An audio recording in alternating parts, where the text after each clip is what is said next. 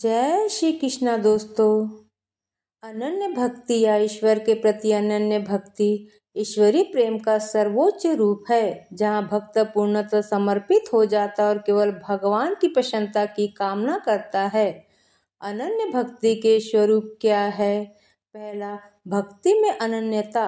अनन्य भक्ति का अभ्यास करने वाला भक्त पूर्ण विश्वास और प्रेम के साथ केवल एक ही परमेश्वर की आराधना करता है।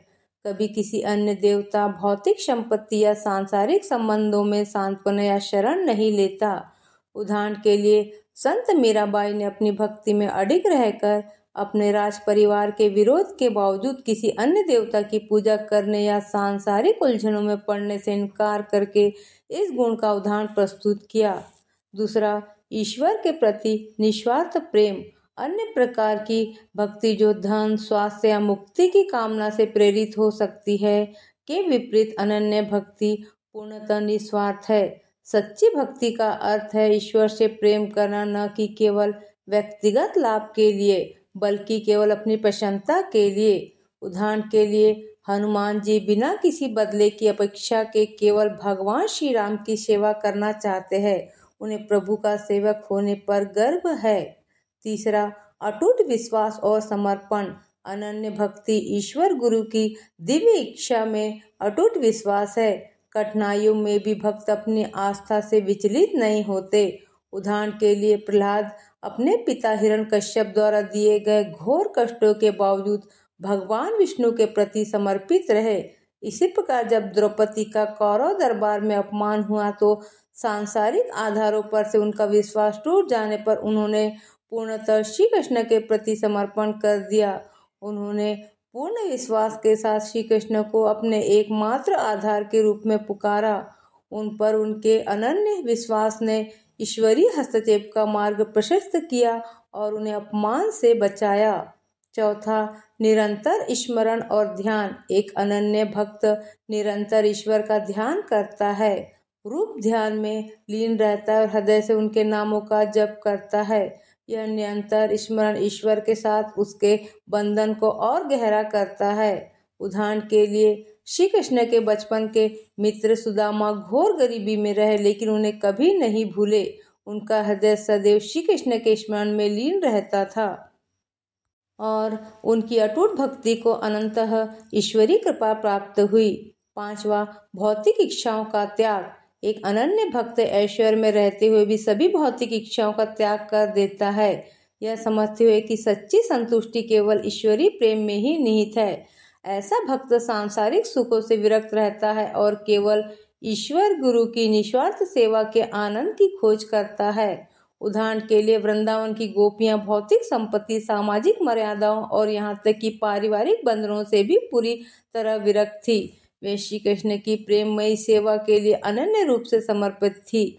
उनकी भक्ति और त्याग अद्वितीय थे। अनन्य भक्ति कैसे विकसित करें? अनन्य भक्ति ईश्वर के प्रति प्रेम की सर्वोच्च अभिव्यक्ति है, जिसकी विशेषता अखंड विश्वास, निस्वार्थ भक्ति और पूर्ण समर्पण है। आइए श्री कृष्ण के भक्त संत सूरदास के सुंदर जीवन की एक झलक देखें। जन्म से ही अंधे सूरदास जी को जीवन की शुरुआत में चुनौतियों का सामना करना पड़ा, जिसमें गहरी निराशा की संभावना भी थी। हालांकि अपनी विकलांगता के आगे झुकने के बजाय उन्होंने अपना हृदय पूरी तरह से श्री कृष्ण की ओर मोड़ दिया। उनकी भक्ति इतनी प्रगाढ़ थी कि उन्होंने श्री कृष्ण को किसी दूरस्थ देवता के रूप में नहीं बल्कि अपने जीवन में एक निरंतर जीवंत उपस्थिति के रूप में देखा। अपने गहन प्रेम के माध्यम से सूरदास जी ने अपनी भौतिक सीमाओं से परे जाने का मार्ग खोज लिया, यह विश्वास करते हुए कि श्री कृष्ण का प्रेम सर्वव्यापी है और उनके अंधेपन के अंधकार को दूर कर सकता है। सूरदास जी ने श्री कृष्ण को हृदय से देखा। उनकी भक्ति उन्हें दिव्य उपस्थिति के प्रति उन लोगों की तुलना में अधिक समर्पित बनाती थी जिनकी दृष्टि भौतिक नहीं थी।